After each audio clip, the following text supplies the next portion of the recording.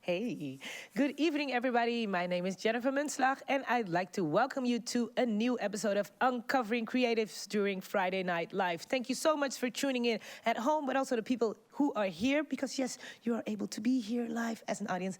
Thank you very much for showing up and showing out today, because in Uncovering Creatives, I get the chance to sit at the table with the creative frontrunners of the city. It be film, it be theater, it be music, it be fashion, whatever they do. I would like to know what they do, why they do their entrepreneurship, and all that goodness and more. I have an hour or so to talk with them, to ask questions, and be my nosy self and enjoy their presence. Yes, and I have greatness at the table, and also greatness will be coming to the table in more. This week in the studio, I have Xiu Yun Yu, amazing hair and makeup artist. I also, at the other side, I have a government name, Isabell Janssen, but known on the web as Outsider Eye, photographer, but actually like visual creator, because you do a lot. But we'll get into that. And later on, Frederick Berenson will join us at the table and tell us more about what she does, how she does that, and it's amazing. So, yes, thank you very much for being here, for joining us. And I say, let's go. Xiu, I will start with you. Because, yeah, the left side is right. How you doing? How you doing? I'm good, thank you. Yes, I'm excited for today. Yeah, me too. Yeah, right? Because you do a lot in makeup, hair. You're an artist in that. You got that on lockdown. And during this coming hour, I would like to talk to you about how that came about, what it brings you, etc. But let's start at the beginning. Where did it all start for you? Well, I think my love for beauty started at a very young age. I really like doing makeup and also skincare. I always saw my mom at her skincare routine, like in the bathroom, all the potjes and so. So, and I also saw her doing makeup, and yeah, and that's why I think I also love makeup as well. And yeah, ik weet niet of ik het moet zeggen, maar. Yeah, it was a thing that started like you were young. You saw that. And when was it that you said, okay, this is not just something I like seeing, I want to be a part of that. I also want to do it as a profession. Because it takes a while, right, before you get there. It takes a while, yeah. No, of course. No, well, and when I was younger, I wanted to do something in fashion as well. And when I tried to apply for the school, my parents were a bit against it because it's not something that in our culture is. They want me to do something like in economics or doctor or lawyer, you know, and I wanted to do something creative, but they didn't support that. So I also studied economics, business school, which I also finished as well, like with Asian business management, and I also worked at the bank. But then you work there like 4 days a week, 8 hours a day, and sometimes 5 days a week, and then you feel your passion is not there. It was not the thing that made your heart beat. No, I did it for 8 years, and after 8 years, and the bank also started to, I don't know, they wanted to leave Holland. The bank, I worked at the Royal Bank of Scotland, and they offered like an opportunity to do something else, like they would pay for the omscholing, for a new school, for everything. So I decided to take that offer and to follow my passion, which is makeup, because I also did a lot of makeup already, but on myself and some. So I thought maybe I can try it as a makeup artist. So Royal Bank of Scotland said, if you want to switch, we'll give you the chance, and they paid for the start of your makeup career. Yeah, that's great. Oh. I know, right? It was a great opportunity to do that. So I took it, and then I wanted to do I applied for House of Orange makeup school, and then when I finished it, the manager of the school said, "Xiu, you are great with makeup and everything, but if you want to, if you want to work in Holland, you also need to do hair as well." Okay. And I didn't like to do hair, honestly.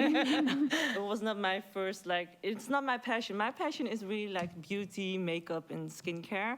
But anyway, if you want to make a living of it, bills needs to be paid. So I decided to do the hair school as well, which I had to pay, of course, for myself, which is fine. It was a lot of money, but it was worth it. It was worth it, I guess, because now yeah. you're where you're at. Yeah, exactly. And can you tell us a little bit about the House of Orange for the people that don't know? Because this is a school where you learn to do makeup, hair, all of the good stuff. Well, they have like 2 courses. Like the first is like the makeup school, and they also have the hair school as well. And they originally started, I think, as an agency. So there are a lot of people, makeup artists, well-known makeup artists signed at House of Orange. Yeah. And they're located in Amsterdam. And it's a very well-known, good makeup school, and very, I think that's like a good high thing. fashion as well. Like Is it a door opener if you say, oh yeah, that's where I started? I admit when I just started out, when I finished makeup school and the hair school, and I tell people, oh, so she was very sweet. She's a sweet girl. And when I started makeup and hair school, when I finished it, and I told people, where did you study? And I said House of Orange, and they were like immediately, oh, that's nice. It's a nice school. This is a good one, you know. Okay, I trust you. Do my makeup. Yeah, exactly. What was your first real gig after you were done? Because I think that at the House of Orange you also have to do like try and bring models in or whatnot. But what was your first gig that you knew? Yes, I'm a professional now. This is in my resume. This is it. Let me think. If you can remember, because you've done a lot since then. I've done a lot, of course, but I think the first one, which was a publication, which I was really proud of, because I did different styles on that day, and I didn't send the pictures because I couldn't find it anymore. I wanted to ask, was it this? No, it's not. But I like this one, though. But it was a publication in the Huf magazine, but it's an online publication, and back then, for me, it was my first, and I'm like, I was so excited, and I thought, okay, maybe this is, because it's hard if you just start out, and then getting paid gigs is like quite difficult, you know, so it wasn't paid either because it was just free work. Yeah. So you did it with a group and you make something amazing that day, and then the photographers send it in to a magazine, and they decide if they want to publish it or not. And if they do, it was like, for me, it was amazing then. Yeah, but do they, I mean, your name is put there, right? Yes, because you work. Yeah, and if you can show, look, I got my work published in this magazine, then people are like, oh, that's nice. So that's how you like get the next gig. Yeah, and get the next gig and get the next gig. So yeah. And what is it for you that, you know, makeup and hair, what is it that it brings you? What do you mean? I mean, just as is, you know, a musician is like, oh yeah, music, it's like me breathing. It's my air, and makeup and hair. I like to make people more, like, people already prettier, like already beautiful just the way they are, and I like to emphasize it even more, or to make that person completely different. It depends on the job, of course, but I really like to make someone more beautiful, and that person also feel comfortable in my chair. Yeah, and this is what I really you enhance the beauty there is. Yeah. Because when I look at your work in the pictures, sometimes I'm like, are they even wearing makeup? Because it looks so natural, so beautiful. But thank you. That's a it's compliment. like what? This is enlarge. It depends on the skin. Sometimes you can go, like, if you use the right skincare, it's already enough, and then a little bit concealer. So I normally always like to do natural makeup. Like, the skin is for me so important that it looks. For instance, this what we're seeing right now. Yeah. This is like a natural look. The eyes are. Yeah, the eyes are done, and the lips as well. But I kept the skin very clean, and I did use foundation on her skin just to.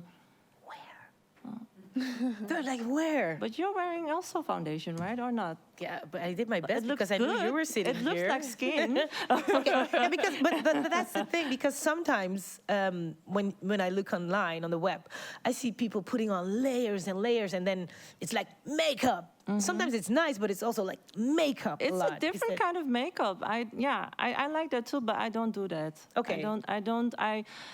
I think it's beautiful too, because it's a different way, you know, people have their own personal preference with makeup, and I prefer more natural, like thin layers, instead of like making a cake face, like very thick, you know, so yeah. So you would say your signature. Do you have a signature? I'm not sure. Like sometimes I believe I have a signature, but people, yeah. What do you think your signature is? Like we I could think see. I think the skin is one of my signatures, definitely, because people always compliment me. Oh, the skin looks good. It looks so natural, and it looks like skin. And that's always my goal. If I do someone's makeup, I don't want to see the foundation on her skin. You know. No. Like, Again, this is like skin. It's skin. Yeah. Love that. Thank you. Working with, because you have a preference, right? But I mean, you have worked with big names, Calvin Klein, Tommy Hilfiger, and go on. How is that for you? How is it to work with big brands and then bring your own thing into that? Well, for Tommy and for CK, they were quite natural, so that was quite easy. They always agree with my makeup. Okay. The hair is different, but the makeup was also was always good, you know. But yeah, they agree with the makeup. They liked it. But there are brands like I also work for other brands, and then they say then we want natural makeup, and then they show a picture of like I don't know, like Kim Kardashian or something, and I'm like, it's not natural. It's like very much contour and layers of makeup. So so this is something that I really have to like discuss with them. What do you want, honestly? Like, and there are brands they prefer more makeup. Like I did a shoot for a new brand. I think the name was Her, and they really wanted like the glamour commercial makeup, and that is fine too. Okay. I can do that as well, but I always keep the skin clear. Okay, like so clean. the skin you will always see clear, and then you will be like heavy eyes. or lips, Do or- more eyeshadow, do an eyeliner, you know, just emphasize the eyes more. Of course, also the lips if needed, you know, so yeah. And is it then also because you do the makeup? Do you always also do the hair, or I it do depends that often, mostly I do, yes. Okay. I had like only a few times that I had to do only hair or makeup, but it's just like, It comes with it. So it was a great like few advice you got, like do the hair. yes, definitely. yeah. It was worth every penny. it was Getting it out. expensive, the makeup school, the hair school, but it was worth it. And after that, I also did different courses like braiding and hairstyling. So I think I always can learn, you know. Also with I also did different courses for makeup as well, because I believe you can always learn. Yeah. Like, yeah. Absolutely. And I would like to go a little bit in because indeed, as an artist, makeup artist, hairstylist, you work with people, they have a look they would like to, but you also have passion projects of yourself. And monoliths. Yes. Can you tell us a little bit about this project and how did it start? Well, I always wanted to do something for the Asian community, but I never knew what. And then during lockdown, I was just thinking about it, and I saw another video passing by on social media, and they were doing I don't know, some people, I think they know it, but it's like changing the eye shape. Oh, yeah. And then with double eyelid tape. I don't know if you know that, but okay, this is something that's very common in the East Asian culture to use in Korean and Chinese and Japanese culture to change your eye shape with a tape. And I was like, oh, I know, I got an awkward feeling like they're still doing this, you know. So I posted something about on social media, and I got like a lot of responses, like from people also who has monolith, like. I'm still struggling with having my eye shape, you know. So I found out there was like a whole community out there still like me, struggled also with eye shape, or still struggling with monolith eyes. Because a monolith is the shape of an eye. Yeah, it's like we don't have a crease, basically. Like you have like a double eyelid, like the crease, and we don't have that. Like, that's the. And then you have different eye shapes, monolith. It's not like one monolith. Like you have demi monolith, you have hidden double eyelid. So what are we seeing here, for instance? She has the monolith eyes. Okay, because you said you have different monoliths. Yeah, so I don't know the specific names, but there are different eye shapes. But she really has strong monolith eyes. Okay. And for me, instance, I have like demi monolith because I still have a little crease, you know, but at the ends, and but some people think we all have the same eyes. Like we don't see any difference. And that was for you. You were like, okay, indeed, I found this community online because indeed you saw something. Yeah. This is still happening. Yeah. It's a beauty standard that's actually crazy. That people are still measuring to I don't know, the standards in the West, the standards in the magazines that are for everybody. I know it's like in the Asian community in Asian countries, it's normalized to eye shame people who are having monoliths, but it's also like if you look at the Western standards, the beauty standards, then for me, I was born and raised here, so I didn't have any beauty standards to look up to. Like every time if I flipped through magazines, Yeah, you weren't there. It's like, okay, this is all for crease, all for big wide eyes and with a crease, and I couldn't do anything about it. And if I looked in Chinese magazines or papers, then there you had like the advertisement, like the monolith eye shape. There was like a red kruis. Yeah. Oh, really? You know, and then you have done the before and after, and then you see a girl with big eyes. And then for me, I saw that when I was younger, and then you feel like, oh, so my eyes look like this, and it's not like according to the beauty standards. Yeah, so like, that does something with you. Yeah, it does something with you if you're a child. Yeah, you grow up with it. Like nobody simply decide I don't like my eyes, but it's society who tells you to like, okay, this is the eyeshadow that we adore, that we think is beautiful. So I thought I want to do something nice for the specifically for the Asian, monolith community, because they always talk about double eyelids or everything. So I thought I don't want to eye shame anyone, but with this project, I just want to emphasize the beauty of monoliths and that it will be treated equally, like double eyelids. Well, what are reactions? Because these pictures are dope. Thank you. Yeah. Yeah, thanks to two photographers who are here as well. Oh, they're here. Hey. Angela and Yanni. What are their names? Her name is Angela. Angela. And this is Xiu Yu. Hey. Angela's my bestie. And Yanni is my little sister, and they helped a lot with this project. I couldn't do this without them. So thank you, thank you. But what are the reactions?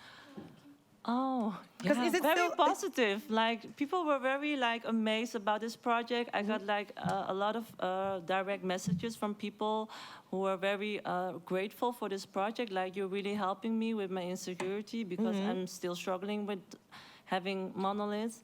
And yeah, even some messages made me cry, like, oh, like, oh, I'm doing something good for the monolith people. Like, I'm creating awareness, and that's good. Like, so I feel very proud that I can, because that's the project. This project is about making the people who have monoliths to help them to embrace their eyes and to celebrate it and be proud of who you are. Proud of who you are, like, yeah. Absolutely, thank you. Thank you. Thank you. And also, did a little homework. No, you are one of the ambassadors of a book. In English, it is Eyes That Kiss in the Corners. Yes. In Dutch, it's, oh yeah, we're not doing Dutch, but Ogen die schitteren in de hoekjes. Yeah, yeah. It's a book by Joanna Ho. Yeah, yeah. And it's a beautiful book. I've seen the book. Yeah. But tell us, you're an ambassador. Tell us a little bit about it. Well, yeah, I was approached by Bonkar met Wonkar, Shihan, and we had a meeting, and she told me that this book will be translated in Dutch, and I was excited about it, and she asked me, like, with your project, it would be amazing if we can do something together, and that you can be an ambassador, because this book means so much to you as well. Because the first time I read that book, I cried. I'm like, wow, this is the first time that I see a book which makes you proud. Because when you grow up as an Asian, you're like a Chinese kid in Holland, in the Netherlands, in the West, you never see books like that. It's always like the stereotype Chinese with the hat and the and this was like seriously with respect and with all the love put into it. So I said, yes, I want to be an ambassador. So nice. And then we discussed about making a photo shoot for this book. And she also asked some other people to participate as well.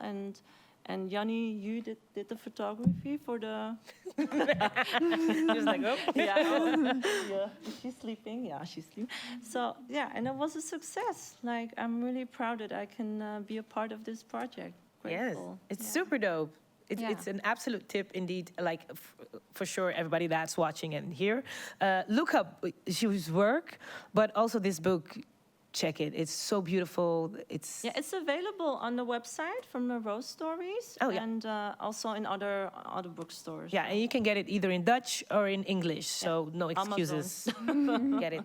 It's a very nice book. It's beautiful. amazing. It's like for everyone. It's all about embracing yourself, actually. Yeah, and it's done in a very dope way. So I think that's beautiful that you did like Monolith, and then it came together. You being also able to be a part of this book in a different way, and passing it on. Actually, what you have missed, now you're giving back to, so that kids don't have to miss it. No, I think it's important that this project is also for the next generation, like for the Asian kids especially. For instance, my niece over there, you know, the little one, and for all my nieces and nephews, and basically for all the For children. everybody. Yeah, for everyone. Yeah. That they don't have to deal with this nonsense, like Right? Stop it. Stop it. We're not gonna do that train anymore. Alrighty, thank you. Thank you. I am gonna go on the other side of the table. Outsider eye. Isabell Janssen. Yeah. How are you doing today? Good, thank you. I am very honored to have you here at the table. I'm honored to be here. Yes, Thanks. because you do a lot. I think the best to cramp it in is visual creator, because you do photography, cinematography, branding, a lot of V's and a lot of things. Yeah, a lot but of it visual also has things. to do with visuals Yeah. and beautiful visuals. Thank as we may you. say. Can you take us to where it all began? Where it all began? I think it all began. So both of my parents travel a lot, and as long as I can remember, they have a camera with them. So I yeah, so that's my brother that I'm choking there. and that was like my favorite. So I think there I'm younger. That's like my first camera ever, the pink one. Yeah. Yeah, like as from like I think 4 years old, I always had a camera with me. So I have like selfies from myself when I was like 4 years. Maybe you created the first selfie. Yeah, what? Oh, but this is dope, because this shows you really I literally always had that with me. extension. Can you say the camera's an extension of you? Yeah, I think in a way, yeah, definitely. Yeah, it's a way to like capture, the world, like how I see the world. Yeah. And so was it for you a logical step that this would be something you do for a living, that you're going to share with the world? No, I don't really think so.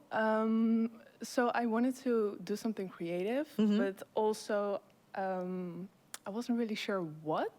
So I ended up at Amphi, Fashion and Branding. Amsterdam Fashion Institute, right? Amsterdam Fashion Institute, which wasn't really my thing. How come? It's just I can say a lot of things about Amphi, which See you I'm not holding it gonna in. do. Yeah, but it was. I don't think it's the right environment, because it's like you're mixing creativity with commerce, which is already quite interesting when you're developing your own creativity. That you need to think about like, oh, but it needs to be commercial. Yeah. It really houdt je tegen? It stops you. It It stops the prevents you from, progress. Yeah, definitely. And in Amphi, there's sort of like this visual look and idea that you need to fit into, and if you don't, then you sort of fall out the boat. You were the outsider there. I was the outsider. Is that also where the name comes That's from? where the name comes from. Yeah, so in my first year, I needed to have an assignment, and I made a magazine from it, so here it is. Oh, sweet. Oh, the logo is so bad. Is this your first logo? This is my first logo. Be proud of that, And though. one of my first personal projects, this shoot.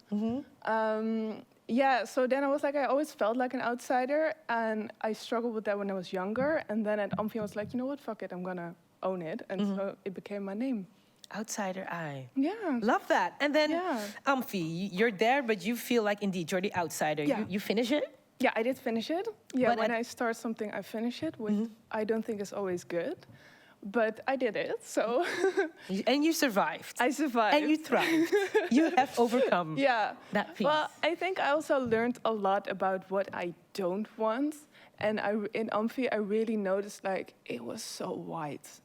Like really, like all the teachers, almost all the students, all the mentors. So that was really something I struggled with, because my personal environment wasn't that. Because I lived in Amsterdam West. So my environment was really diverse. which I think is pretty normal when you live in Amsterdam. But then I did a minor, which was called visual culture. And that was about the concepting of photography and film. So you didn't really learn like the technical part, but more like how to create an idea. And for my projects, it always shot people in my environment, which were people of color a lot of the times. And at Amphi, it was always put into, oh yeah, but this is really urban. Okay, because you have people of color, Yes, then it's urban. Then it's urban. Of course. And I think that was really a period of my life where I sort of started to, because I come from like a really small village in the Netherlands. Yeah. So for me, that was really a moment like, oh, wait a minute, like the environment I have now for a lot of people, a lot of grown-ups that have lived in Amsterdam for so long, it's still not, they see it as different. Yeah. And that was really something I wasn't agreeing with, to say it kindly. Yeah. So that's definitely something I took after Amphi into my work. Yeah, these are really some of like the first pictures ever. And how do you look back at this right now? Indeed, if you see this work, this is you so becoming, finding. I think, holy shit. Yeah, so a lot of the technical things are like, nah, shouldn't do that again. So because what is like, for instance, this picture here? Yeah, so that one I actually like. Yeah. So that I do really like the picture. It's not really sharp everywhere. Like, isn't that an effect? Yeah, well, I would have loved to be a little bit sharper on the eye, but and the other one especially, I don't really shoot with flash anymore. That's not. I really like daylight. But I mean, yeah, it's still good. Yeah, I still like it. And because indeed you have grown, right? And now you can look back at these pictures and see, okay, this is what I was missing. But you have grown into. You also have like, I mean, Nike, Foot Locker, Appelsap, milkshake. Appelsap is one of like my... Talk to us a little bit about Appelsap. Yeah, because that's one of... I love the festival, especially like way back when it was a little bit smaller. Appelsap is a very dope festival. I know. In the Netherlands, in Amsterdam. Started in Amsterdam-Oost, if I'm correct. Yeah, it started as like a background party. As a block party in the park, free. Yeah. Now you have to pay, but it's still worth your pennies. Yeah, no, definitely. It's so good. Yeah, but you're a photographer for Appelsap. Yeah. How? Yeah, like how I came there? Yeah, I don't really know. So a friend of mine did a lot of nightlife. So I sort of rolled into the nightlife, which was fun, but it's not really my thing. But it's a really good way to learn the skill. Because you really need to work on the fly. And also, it's a really fun way to learn how to interact with people in a different way, because you have a camera. And people can be quite like, oh my God, why? Camera, I want to be pose. in a picture, and it's really like posing. And I just hate posing. I really don't like that. So it's a really good way to learn, and it's a really good way to build connections. So it's a really good way to learn network. Because you said on the fly. What does that mean? Like fly on the wall or fly flexible? For me, in my photography, I really like to be a fly on the wall. So either they don't notice I'm there, or I'm that much immersed into the group that it feels really natural for them.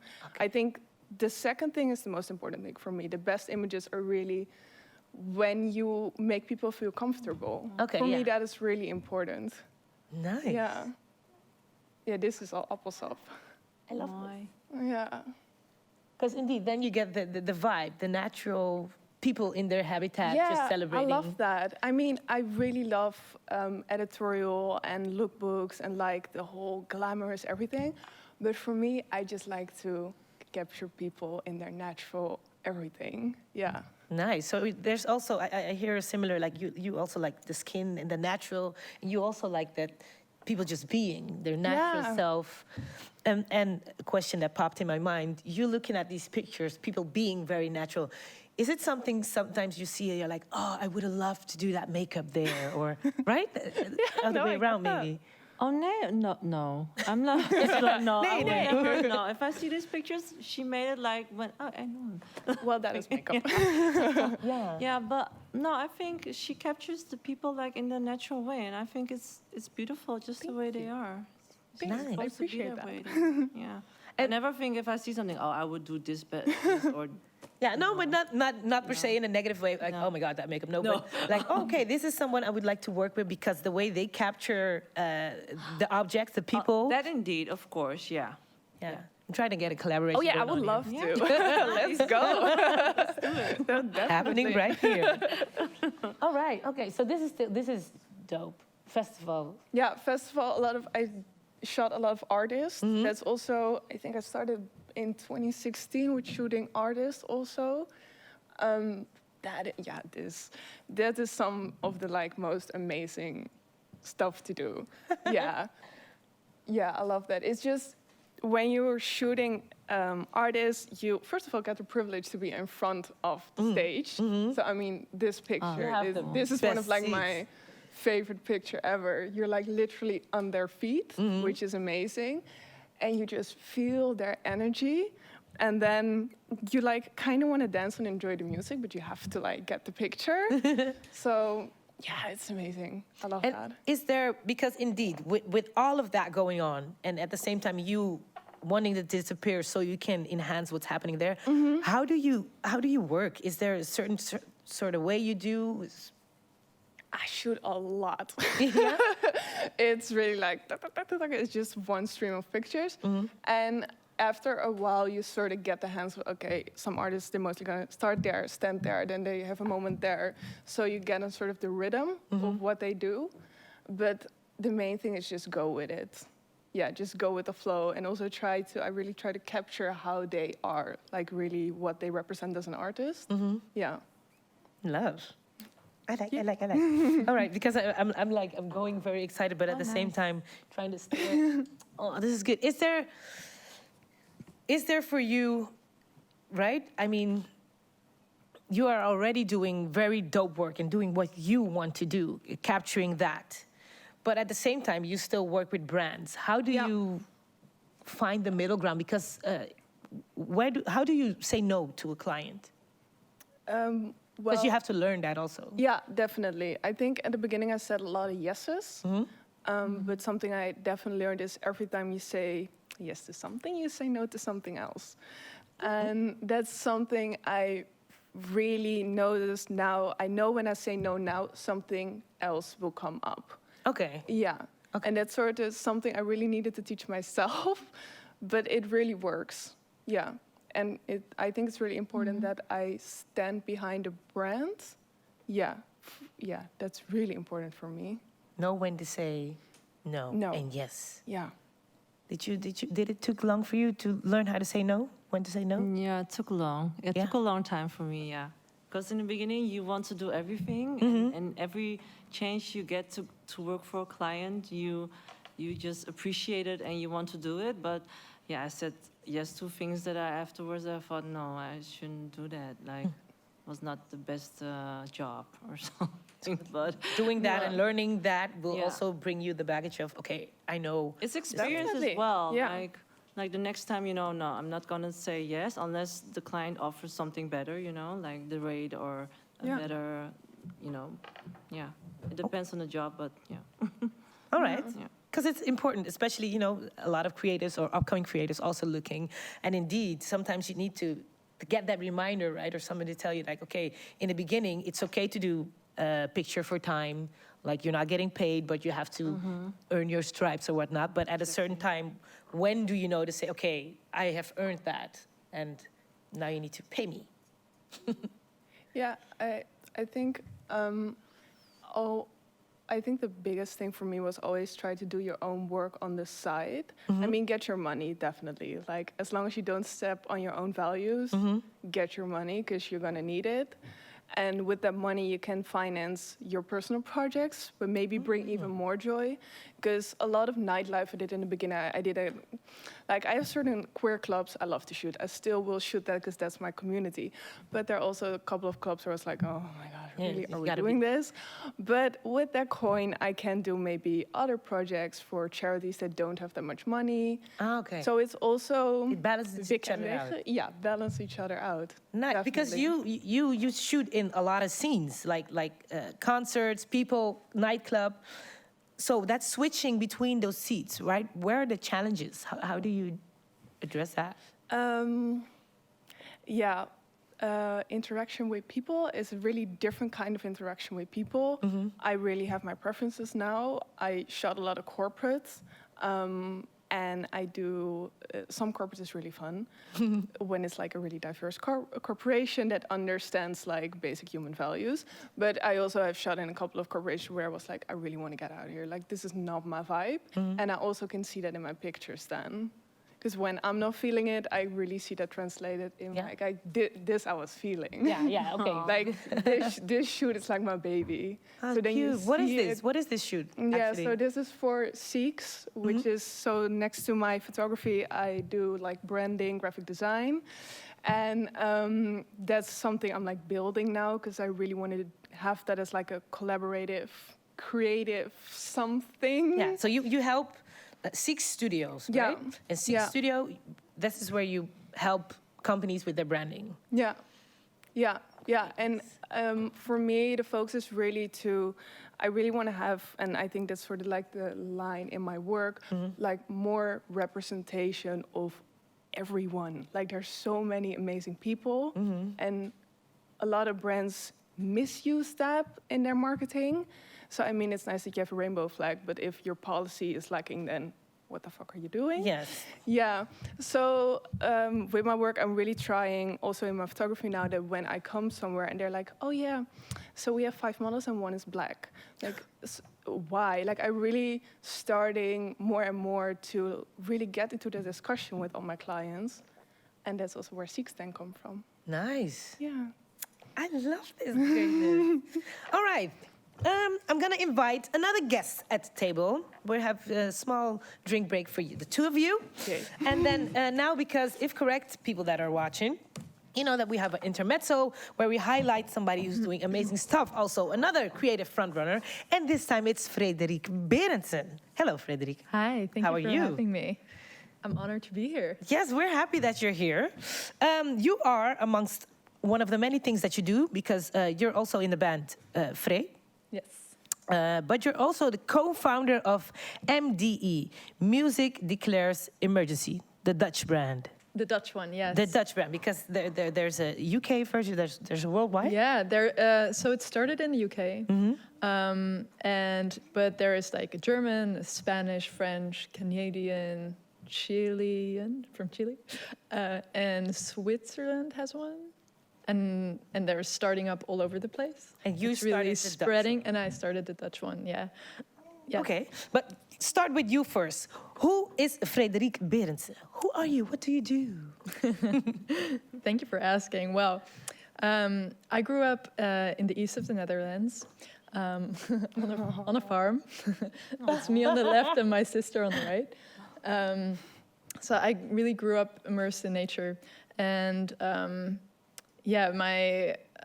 always wanted to be a musician, and I studied jazz. I studied conservatory. I'm doing a pop masters now, so my music is changing a little bit. I started my band in my last year of conservatory, and we toured through the Netherlands, Germany, Ireland, recorded 2 albums, and really from the get-go, I wanted to produce as eco-friendly as possible, but that turned out to be really challenging. Yeah.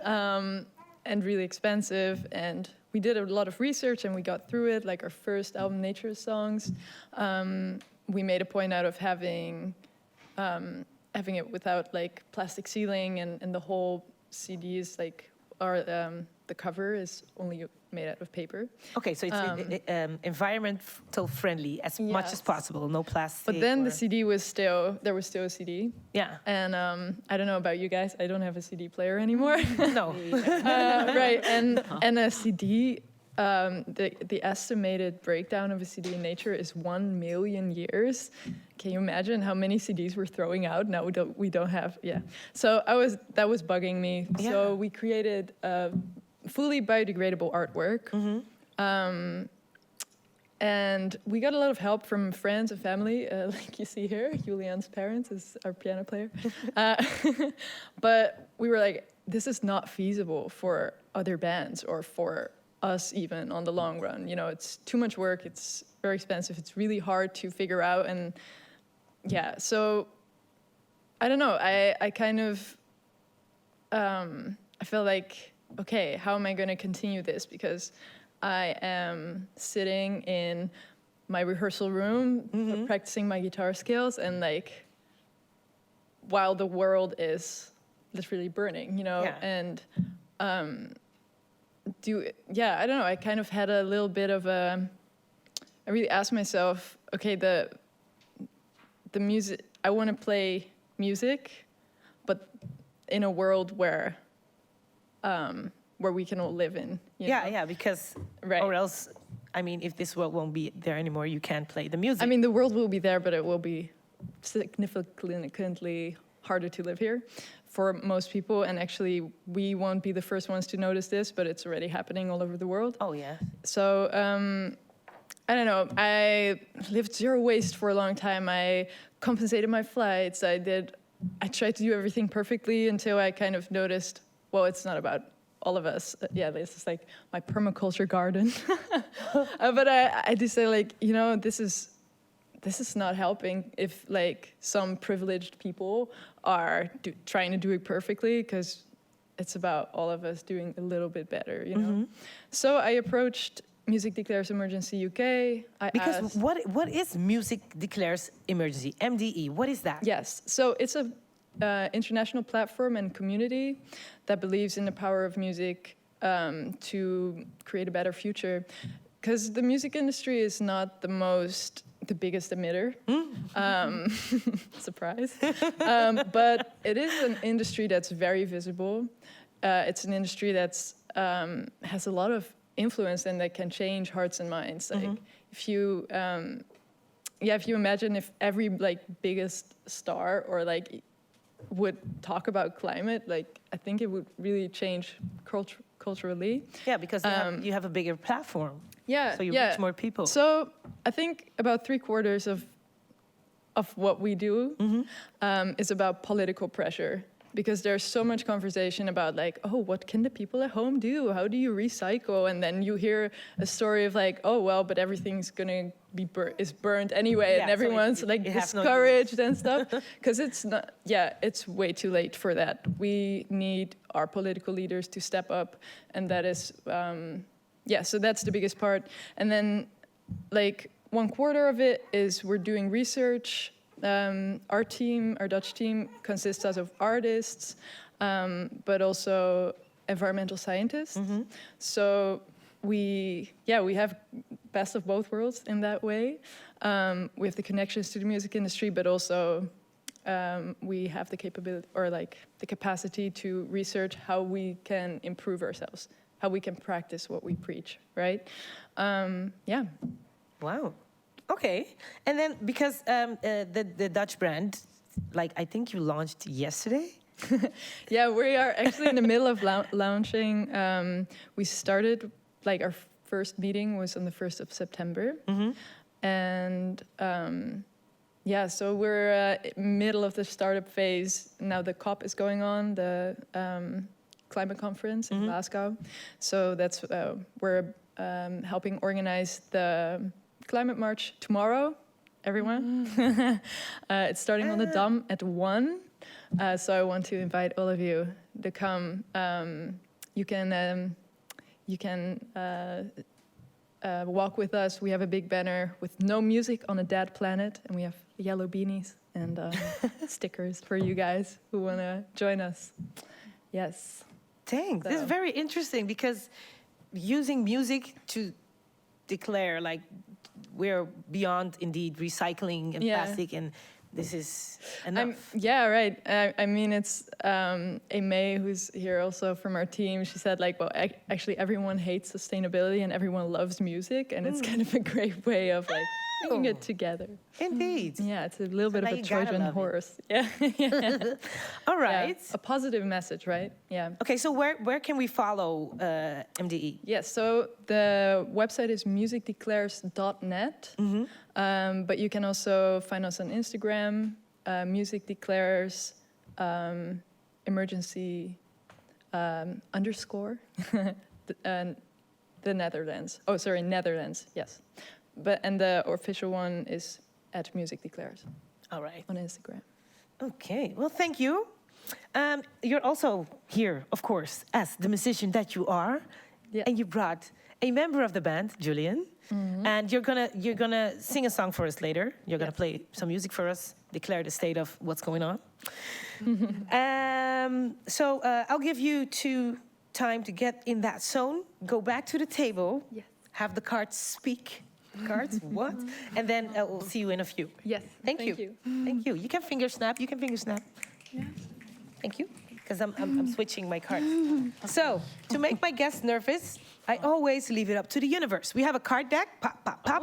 And in this card deck, there are questions. I do not know what these questions are, but the universe does. The only thing you get to do is pick left or right. I could leave it up to you, but then you'd be safe. So, I'd leave it up to the audience because they are here. Yay. So, audience, left or right? For right. You're right. Right? All right. Right. Right. Describe. Xiu, describe where you will be in 15 years. Still a makeup artist, doing hair in Holland. Still here in Holland? Yeah, I think this is my home, so I think I will still be living here. And is there a bucket list thing you said? Okay, yeah, but then I will have done hair and makeup of Jennifer. I don't know, somebody. Could be, or 15 years. Well, I would like to have done a cover for different magazines. That would be very cool. And I hope I will also have done some amazing projects which are meaningful as well for our community. But actually, yeah. And your niece, who will be 15, almost 16 then. I never thought about that. But I think, in 15 years, I hope I'm still working full-time as a makeup artist and have some great covers and great projects and enjoying the life. Because I'm really happy with where I am now already. So love that. Yeah, I used to work at the bank, what I said before, and now I'm doing something that I really love. So I hope in 15 years I'm still doing this. More of that love. And for you, Isabell? Yeah, in 15 years. I think in 15 years I want to be more in the art direction, concept development role. I think I will always shoot pictures, but I would like to have other people with even more crazy talents create ideas together. And I mean, Six Studio is going to be big then. And I hope we just made a lot of true impacts also into what I said, the policies of companies. Today, companies really are starting to understand that inclusivity is not your campaign, but it's everything in your company. Absolutely. I hope I did that. Oh yeah, I hope so too. Because in 15 years, right, we're also thinking about indeed the world we live in. Is there, with your work, a certain footprint you would like to leave behind that you're already making right now? What is it? Big, bigger, biggest. Anything is possible. Prince. Yeah, I think what I said. Yeah? Yeah, for that companies, also individuals, but I think brands have, that's why I chose branding as sort of my outlet. Brands have so much impact on society, on culture, on how people think. I think in a lot of ways, even more than, for example, of course, policy is really important, but brands have such a huge impact on culture that if brands start to really get it, then I hope that slowly society also understands that everybody is valuable and everybody deserves respect. Oh yes. Okay, more cards. Should we go for left or should we just ask for new cards? Left, yay! Yeah, I saw somebody blinking, say left. Okay, left. What advice would you give someone who wants to do what you do? You want to start first? Just do it. Just try it. The first things are going to be really ugly, but you're going to laugh about that. Yeah, just do it. And I think just follow your gut.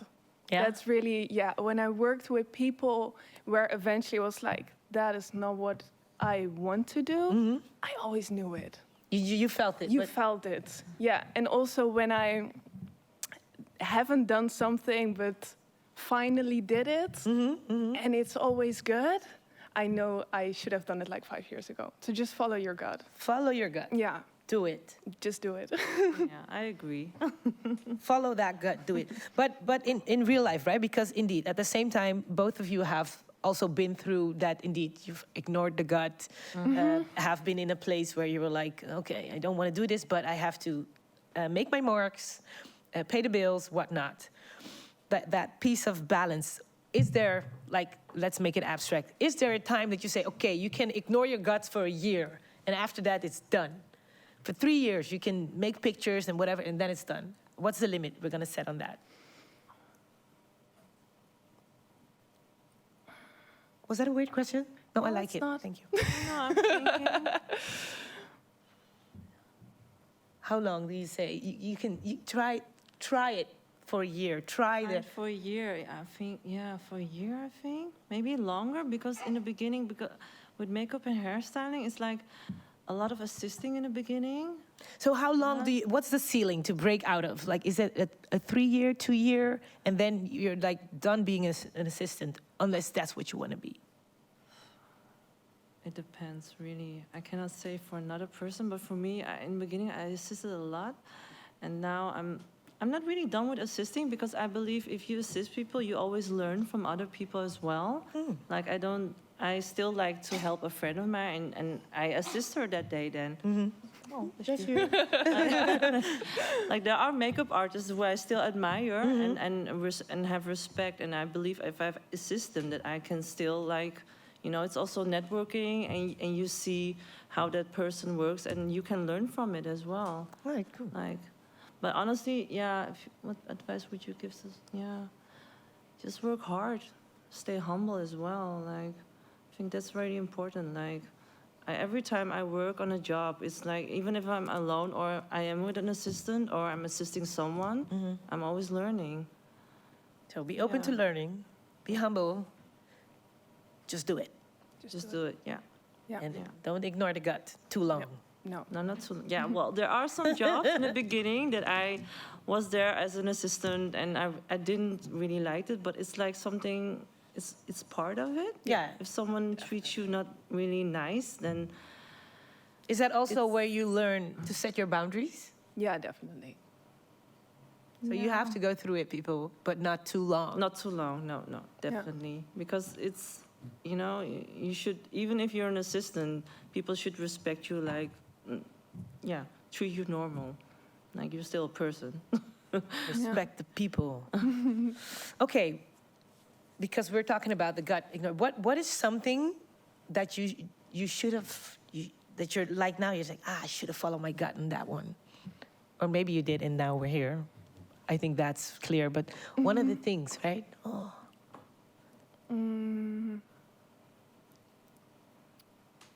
I think quitting nightlife earlier. Okay, yeah. Yeah, I mean, it was a lot of fun, but it was also a lot of late nights. And saying yes to that, I said no to a lot of my personal projects.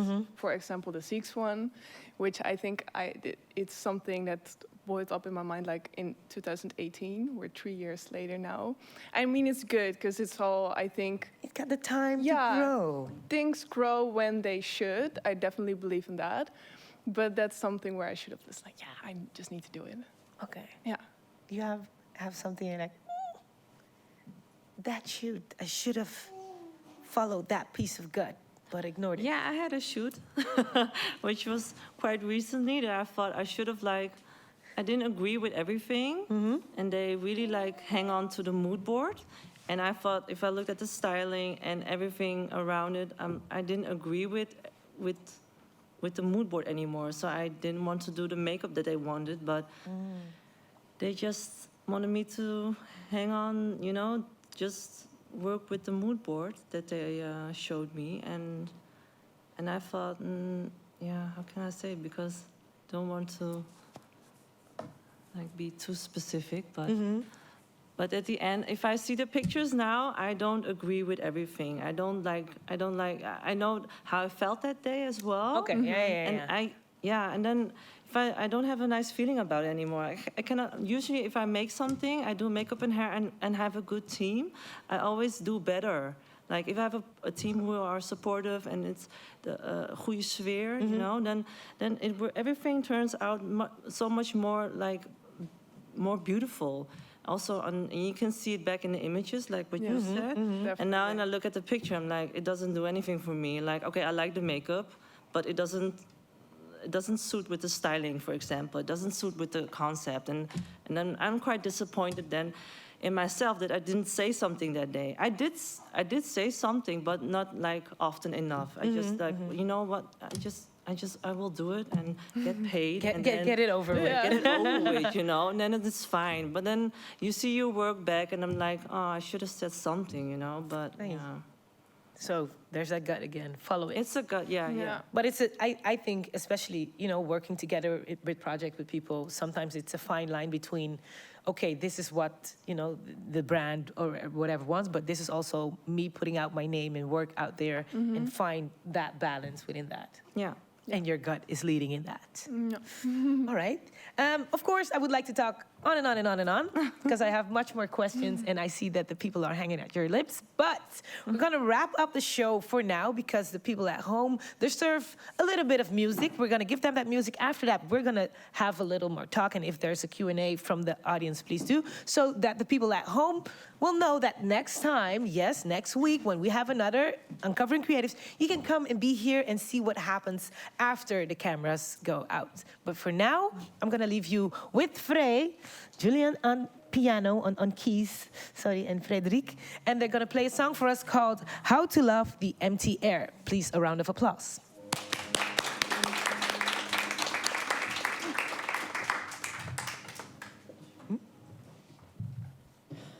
As one of the two seeds you planted, still blossoming,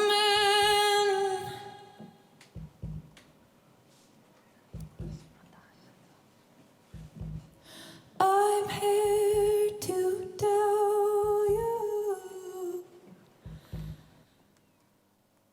you're missed.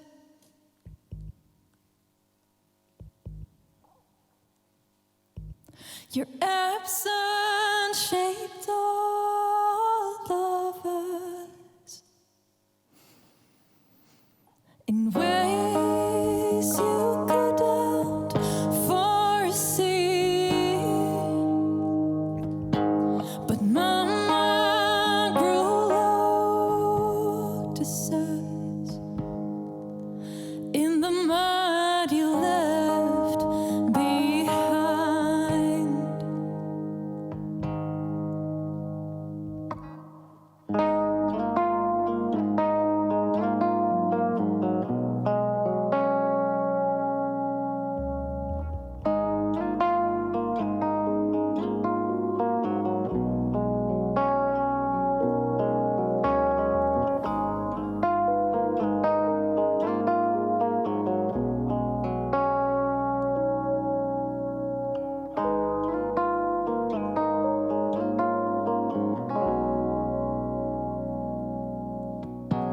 You knew the only way to truly rise was to climb 1,000 steps. Still, you try to take the elevator over and over again.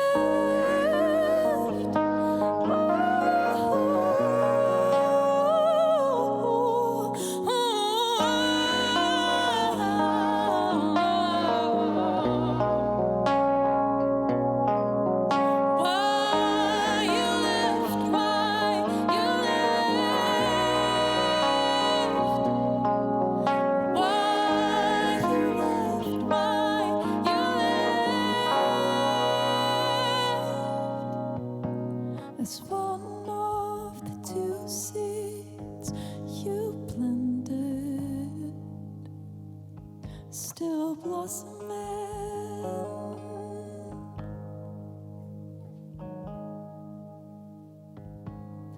I'm here to tell you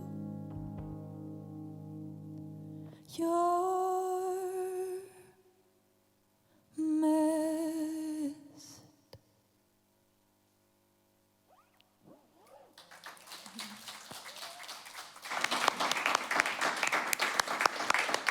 Woo. Thank you so much, Frederike and Julian, 2 members of the band, which is normally 4 members. If you want to find more about them, the band online on the socials and enjoy their music. Thank you so much again. We will have a little bit more later.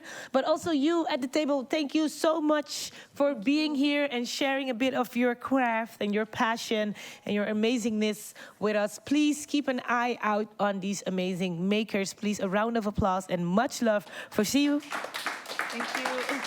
And for Isabell, the same. Find them online, support them, enjoy. So, like in 15 years, you can also say, yes, I was a part of that amazing support system. Thank you for tuning in. Thank you for being here. And next week, we're back, and it's all about street art. We have JDL Street Art and Street Art Frankie will be here. It's going to be super dope. I hope that you will be here in the studio or either at home, wherever you're looking at. Thank you very much for tuning in again and enjoying the Friday Night Live with us. My name is Jennifer. Goodbye.